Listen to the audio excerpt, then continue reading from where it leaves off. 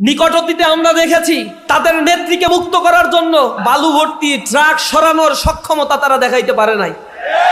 সেদিন ওই বালু ভর্তি ট্রাক সরানোর জন্য ইসলামী ছাত্র শিবিরের ভাইরা সেখানে গিয়ে শহীদ হয়েছিল। তাদের শুধু নির্বাচন আর ক্ষমতার পালাবদলের জন্য, একটা পরিবর্তনের জন্য আমরা যে স্বপ্ন দেখেছিলাম, কিন্তু তারা দেখেছে শুধুমাত্র লুটপাট করা। সেই বর্গীরা আবার যেন আমাদের দেশে ফেরত এসেছে। চারিদিকে অস্ত্রের মোহরা, সন্ত্রাসের ঝনঝনানি দিয়ে আমাদেরকে প্রকম্পিত করে দমিয়ে দিতে চায়। প্রচন্ড হিংসা বিদ্বেষ মনে নিয়ে বলে যে ওই মার্কা ছাড়া অন্য কাউকে আর ঢুকতে দেবে না নাকি ভোট কেন্দ্রগুলোতে। আমরা তাদের এই হুঙ্কার দেখে লজ্জা পাই। তারা একটা বালু ভর্তি ট্রাক সরানোর সক্ষমতা তারা দেখাইতে পারে নাই। তাদের কোনো ছায়াও আমরা সেখানে রাজপথে দেখতে পাই নাই। বড় গর্ব করে আমাদেরকে বলে তোমরা গণতান্ত্রিক 15 বছরের আন্দোলনে কোথায় ছিলা। যারা আমাদেরকে বলে তাদেরকে আমরা বলেছি যে গুম কমিশন যে রিপোর্ট পেশ করেছে সেখানে 31% গুমের ঘটনা।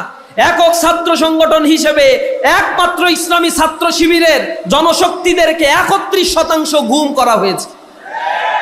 আর তোমাদের রাজনৈতিক দল, সকল দল অঙ্গ সংগঠন মিলে 35% গুমের ঘটনা ঘটেছে। তারপরেও তোমরা দেখো না 15 বছর আমরা কোথায় ছিলাম।